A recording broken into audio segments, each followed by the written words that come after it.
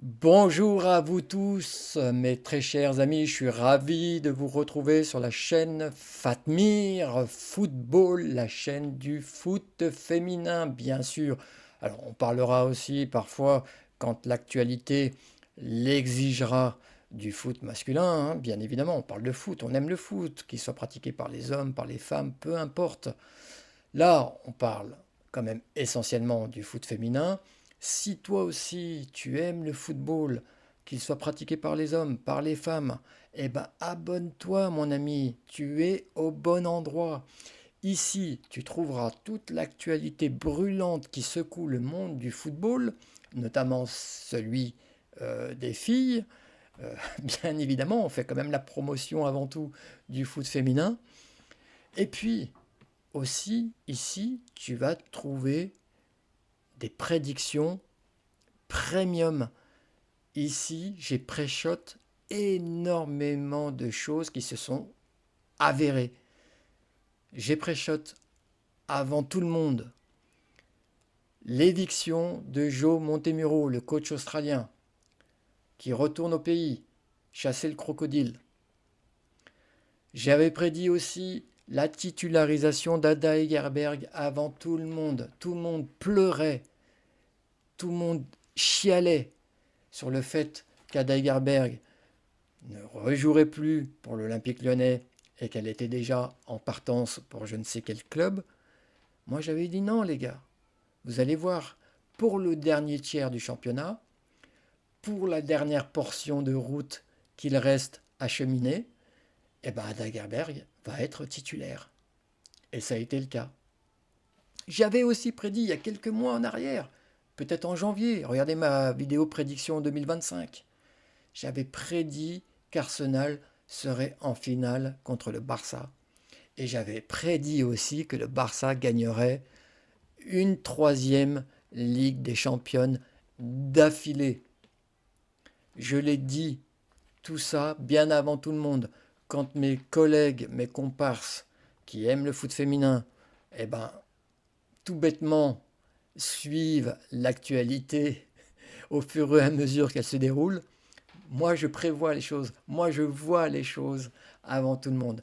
Donc, si tu veux aussi donc, des prédictions incroyables sur ce qui va se passer dans tel ou tel club avec telle ou telle joueuse, si tu veux avoir ces informations-là sur le monde du foot féminin, eh ben encore une fois, abonne-toi. En tout cas, mets des pouces, mets-moi des commentaires, ça fait toujours plaisir. C'est important pour faire gonfler la chaîne, pour qu'elle se développe et qu'elle soit proposée au plus grand nombre.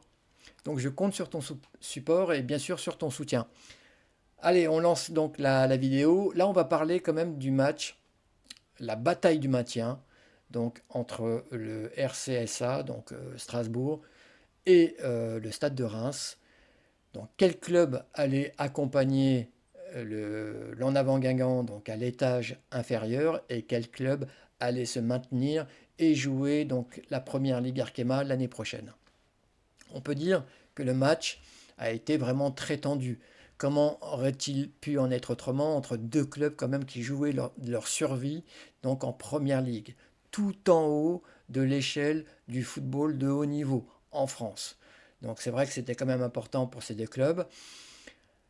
Et à ce jeu-là, eh ben, c'est l'équipe haute qui a tiré les marrons du feu. Donc c'est Strasbourg qui va pouvoir donc rester finalement en première ligue Arkema. Et donc le stade de Reims qui va descendre.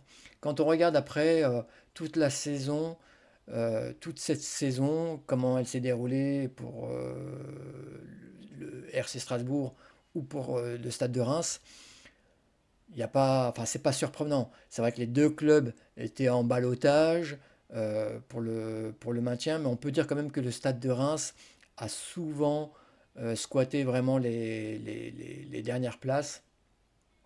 Mais c'est vrai qu'avec le départ d'Amandine Miquel au cœur de l'été, qui est partie donc en Angleterre, du côté de Leicester, et l'arrivée donc de Mathieu Ruffier, il y avait tout un chantier parce qu'il n'y a pas que Amandine Miquel qui est partie.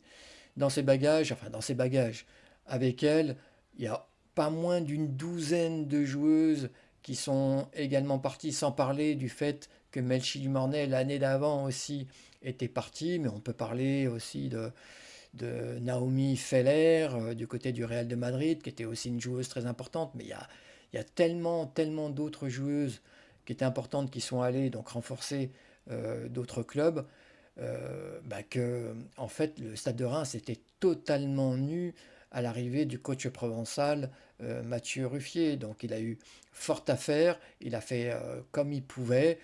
Et malheureusement, force est de constater que c'était beaucoup trop pour que le stade de Reims puisse avoir un projet sportif viable, excusez-moi, sur cette première ligue Arkema. Donc tout redémarre à l'étage d'en dessous, rien n'est perdu, il va falloir reconstruire et revenir peut-être encore plus fort en première ligue Arkema encore une fois.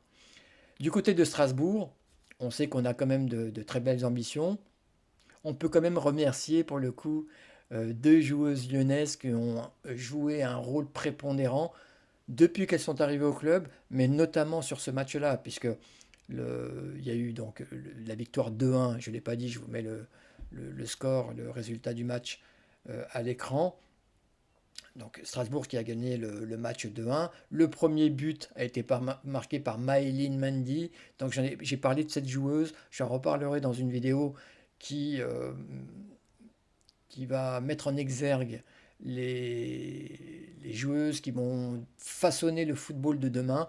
Et elle en fait partie. Maëlyn Mendy a été, je me souviens de son match contre l'OL, son club donc formateur. Il y a quelques journées de ça, quand Strasbourg a joué donc, contre l'OL. Et elle a été incroyable en milieu de terrain. Et là, rebelote. C'est une joueuse avec un potentiel énorme. Et je milite pour que dès l'année prochaine, elle joue en milieu de terrain. Enlevez-moi les Lindsay Hips, enlevez-moi les Van de Donk, enlevez-moi les Jennifer Morozan, qui sont toutes ou qui ont toutes été à un très très haut niveau, mais qui ont, je pense, fait soit leur temps à l'OL, soit ne correspondent pas à ce que l'OL doit proposer en termes de jeu. Donc l'un dans l'autre, il y a du ménage à faire en milieu de terrain, et je pense que Maëlyn Mendy a toute sa place pour jouer dès l'année prochaine, donc en milieu de terrain, et repartir sur un cycle vertueux au sein du club rhodanien. Maëlyn Mendy, pour finir sur elle, quand même, c'est une joueuse qui a une superbe vision du jeu, qui est une joueuse puissante, qui court beaucoup, qui est technique, qui aime se projeter vers l'avant, qui aime marquer des buts. Et elle l'a fait donc contre Strasbourg. Et la deuxième joueuse, donc, euh, qui appartient aussi au giron de l'Olympique lyonnais, c'est Liana Joseph, bien évidemment. Une joueuse aussi très, très, très intéressante, qui voilà, sort tout droit du centre de formation et qui est une des promesses aussi pour l'Olympique lyonnais. C'est une joueuse qui marque beaucoup en équipe de jeunes chez les Bleus, chez les Bleuettes, pour ainsi dire, et qui devrait aussi, on devrait quand même lui permettre euh, de jouer pour l'Olympique lyonnais un peu plus. Parce que voilà, elle a aussi des qualités, elle a marqué des buts.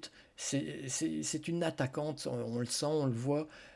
Quand elle évolue sur le terrain, elle est vraiment attirée par le but. Et elle a marqué des buts importants pour le RC Strasbourg. Elle a été blessée, mais elle est revenue au bon moment pour obtenir le maintien pour ce club. Donc pour ces deux joueuses, l'objectif, la mission est amplement réussie. Donc maintenir le club de Strasbourg en première ligue Arkema, elles vont pouvoir revenir l'esprit tranquille au sein de l'Olympique lyonnais et jouer crânement leur chance dès l'année prochaine.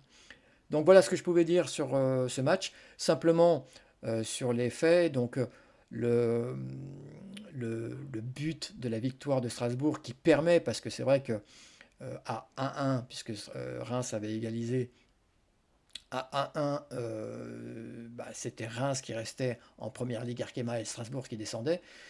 Le but à la 95e minute donc de Liana Joseph a retourné les choses et a permis donc à Strasbourg de rester en première ligue Arkema. Voilà ce qu'on pouvait dire donc sur ce match.